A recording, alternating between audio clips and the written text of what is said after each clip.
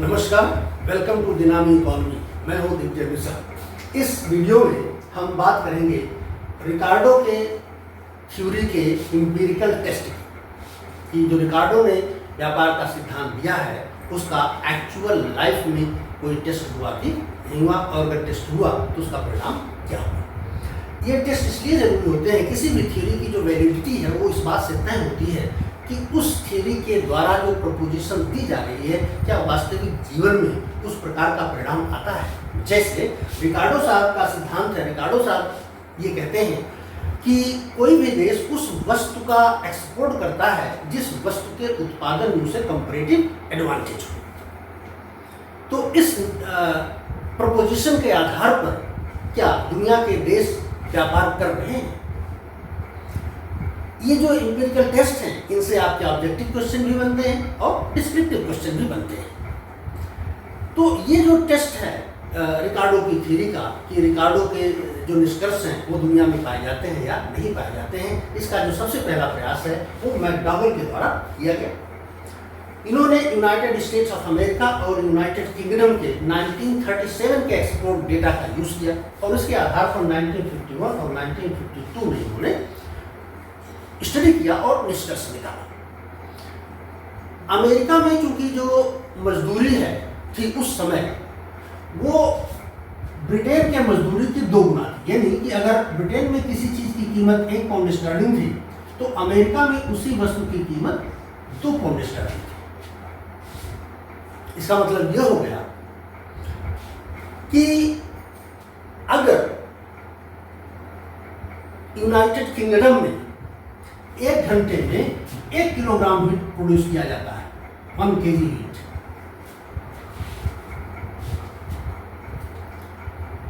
और अमेरिका में 1 घंटे में ही 2 किलोग्राम वीट प्रोड्यूस किया जाता है, तो दोनों देशों में जो वीट है उसकी कीमत क्या होगी।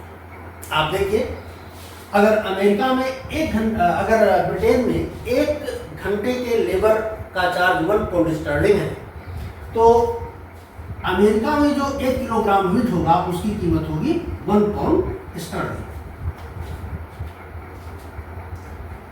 और ब्रिटेन में, अमेरिका में अगर 1 घंटे में 2 किलोग्राम वीट प्रोड्यूस होता है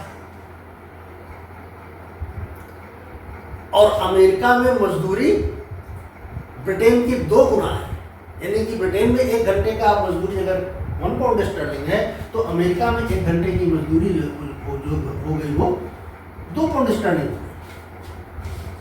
अब यहां पर जो वीट की कीमत होगी वो क्या होगी। 1 घंटे में 2 पाउंड स्टर्लिंग मजदूरी है और 1 घंटे में 2 किलोग्राम वीट प्रोड्यूस हो रहा है। इसका मतलब हो गया कि 1 किलोग्राम वीट की कीमत अमेरिका में भी 1 पाउंड स्टर्लिंग हो जाएगी। लेकिन यहां हम मान क्या रहे हैं, यहां हो क्या रहा है, यहां हो रहा है कि ब्रिटेन में 1 घंटे में 1 किलोग्राम वीट प्रोड्यूस हो रहा है और अमेरिका में 1 घंटे में 2 किलोग्राम वीट प्रोड्यूस हो रहा है। इसका मतलब यह हो गया कि अमेरिकन लेबर अगर ब्रिटेन की अपेक्षा 2 गुना ज्यादा प्रोडक्टिव है तो वस्तुओं की कीमत दोनों देशों में एक बराबर हो जाएगी, जैसा कि यहां से हम देख रहे हैं। तो अब कॉस्ट एडवांटेज के लिए क्या जरूरी होगा। कॉस्ट एडवांटेज के लिए जरूरी होगा कि अमेरिका की कोई वस्तु तब सस्ती हो जाएगी जब अमेरिका में उस वस्तु में लेबर की प्रोडक्टिविटी ब्रिटेन की 2 गुने से ज्यादा, यानी कि अगर ये 2 गुणों से ज्यादा 2+ हो जाए। जैसे अगर अमेरिका में 1 घंटे में 4 किलोग्राम गेहूं पैदा होने लग जाए तो अमेरिका में गेहूं की कीमत 1/2 पाउंड स्टर्लिंग हो जाएगी, सस्ता होगा। तो अमेरिका में गेहूं के सस्ते होने के लिए जरूरी है ब्रिटेन की अपेक्षा कि अमेरिका की जो लेबर प्रोडक्टिविटी है वो ब्रिटेन के 2 गुणों से ज्यादा हो। इसी तरह से ब्रिटेन में वस्तु के सस्ता होने के लिए जरूरी है कि ब्रिटेन में लेबर की प्रोडक्टिविटी अमेरिका के हाफ से ज्यादा हो। अगर ब्रिटेन में वो इंडस्ट्रीज जहां पर लेबर की प्रोडक्टिविटी हाफ से ज्यादा होगी, वो वस्तु अमेरिका की अपेक्षा ब्रिटेन में सस्ती हो जाएगी। ध्यान रखिए, अमेरिका की वस्तु सस्ती होने के लिए जरूरी है कि अमेरिका में उस इंडस्ट्री में लेबर की प्रोडक्टिविटी 2 गुने से ज्यादा हो, क्योंकि अमेरिका का जो मजदूरी है वो ब्रिटेन की अपेक्षा 2 गुनी है। इसी तरह से ब्रिटेन में सस्ता होने के लिए जरूरी है कि ब्रिटेन में जो लेबर की प्रोडक्टिविटी है उस इंडस्ट्री में वो अमेरिका के आधे से ज्यादा हो, तो वह वस्तु अमेरिका की अपेक्षा ब्रिटेन में सस्ती रहेगी। अब इस आधार पर यह निष्कर्ष निकाला जाएगा कि जिस इंडस्ट्री में ब्रिटेन को कंपैरेटिव एडवांटेज है, ब्रिटेन के निर्यात अमेरिका की अपेक्षा ज़्यादा होने चाहिए, और जिस इंडस्ट्री में अमेरिका को कंपैरेटिव एडवांटेज है, अमेरिका के एक्सपोर्ट ब्रिटेन की अपेक्षा ज़्यादा होने चाहिए। मैकडॉगल साहब ने ब्रिटेन और अमेरिका के बीच व्यापार को अपनी स्टडी में शामिल नहीं किया। क्यों? क्योंकि ब्रिटेन और अमेरिका के बीच में उस दौर में टैरिफ को लेकर बहुत समस्याएं थी। तो उन्होंने थर्ड मार्केट्स, या जिसको हम कहते हैं रेस्ट ऑफ वर्ल्ड, वहां पर अमेरिका और ब्रिटेन के एक्सपोर्ट किस प्रकार से परफॉर्म कर रहे हैं, इसकी एनालिसिस इनके द्वारा की। तो इसमें इस एनालिसिस में थर्ड पार्टी को इसलिए चुना गया, या थर्ड कंट्रीज को इसलिए चुना गया कि थर्ड कंट्रीज में अमेरिका और ब्रिटेन दोनों के एक्सपोर्ट्स पर लगभग एक समान टैरिफ उस समय लगाए जाते थे। तो इस आधार पर मैकडॉगल साहब ने करीब दोनों देशों के, यानी यूनाइटेड किंगडम और अमेरिका के लगभग 25 इंडस्ट्रीज का कंपैरिजन किया, और कंपैरिजन के लिए उन्होंने आधार पर उन्होंने एक डायग्राम बनाया। डायग्राम में जो वाई एक्सिस पर उन्होंने लिया यूएस लेबर प्रोडक्टिविटी और यूके लेबर प्रोडक्टिविटी का रेशियो।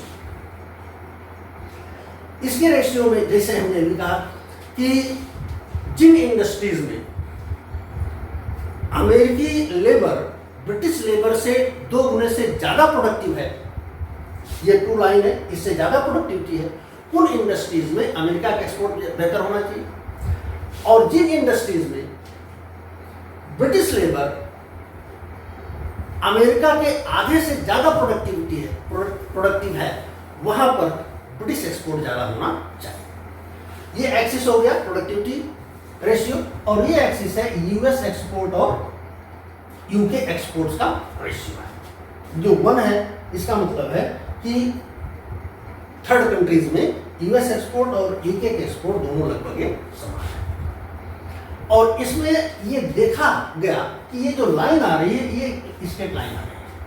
इसमें आप देखिए कि अमेरिका को जिन इंडस्ट्रीज में प्रोडक्टिविटी 2 से ज्यादा है, जैसे कार इंडस्ट्री, रेडियो, मशीनरी, इस तरह की जो इंडस्ट्रीज हैं, इनमें अमेरिका में लेबर प्रोडक्टिविटी ब्रिटिश लेबर की अपेक्षा ज्यादा, 2 गुने से ज्यादा है।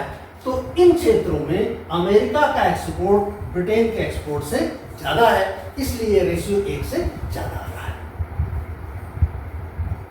अमेरिका में प्रोडक्टिविटी ज्यादा है, तो अमेरिकी एक्सपोर्ट ब्रिटिश एक्सपोर्ट की अपेक्षा ज्यादा है, ये 1 से ज्यादा आ रहा है यहाँ पर। यही बात तो रिकॉर्डिंग थ्योरी कहती है कि जिसको जहां कंपैरेटिव एडवांटेज होगा उसका एक्सपोर्ट ज्यादा होगा। इधर देखिए कि जिन इंडस्ट्रीज में अमेरिका की लेबर प्रोडक्टिविटी ब्रिटेन की लेबर प्रोडक्टिविटी के 2 गुने से कम है,